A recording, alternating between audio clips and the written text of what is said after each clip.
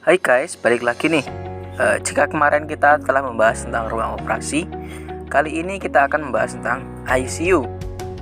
ICU merupakan sebuah ruangan yang digunakan untuk perawatan khusus yang disediakan rumah sakit untuk merawat pasien dengan keadaan yang membutuhkan perawatan ketat.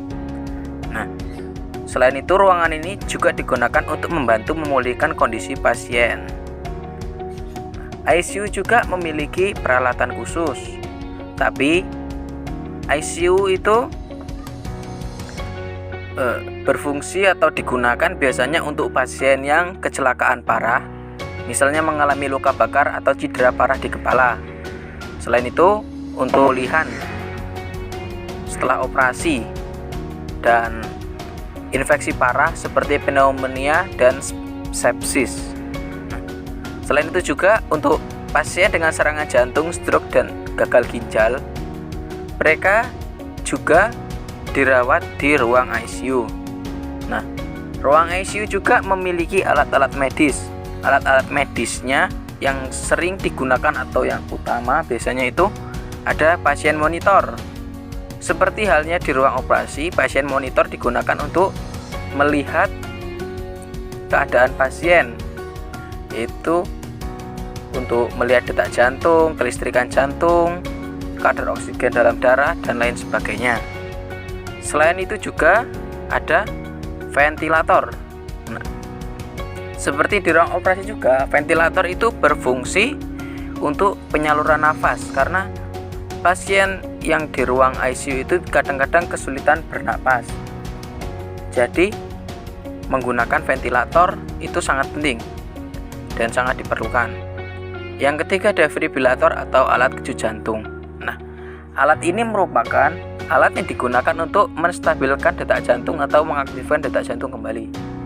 Biasanya jika ada pasien detak jantungnya lemah dan tidak stabil, dia menggunakan ini dengan ditempelkan di dada serta dengan memberikan kejutan listrik DC dengan sangat cepat dan dayanya yang cukup tinggi. Setelah itu ada selang makan. Kebanyakan pasien di ICU itu mengalami kesulitan dalam makan atau kadang-kadang tidak sadarkan diri. Maka selang makan itu digunakan untuk pasien biasanya dengan dimasukkan lewat hidung. Selain itu ada juga infus. Infus merupakan cairan yang berisi nutrisi serta obat-obatan yang disuntikan atau dimasukkan melalui pembuluh darah. Infus juga terbagi menjadi dua jenis, yaitu infus kristaloid dan infus koloid.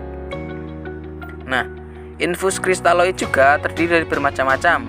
Salah satunya cairan infus salin, cairan infus ringer laktat,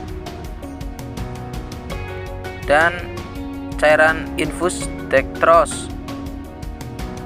Selain itu, infus koloid juga terdiri dari beberapa jenis.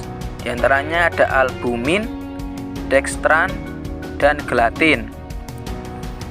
Nah, itu merupakan cairan infus. Yang berikut adalah kateter.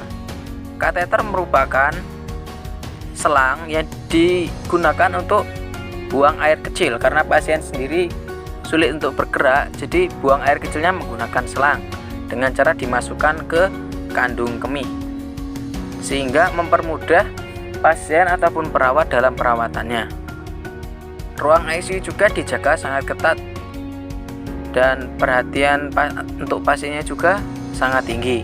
Selain itu, ruang ICU juga hanya digunakan untuk perawatan khusus.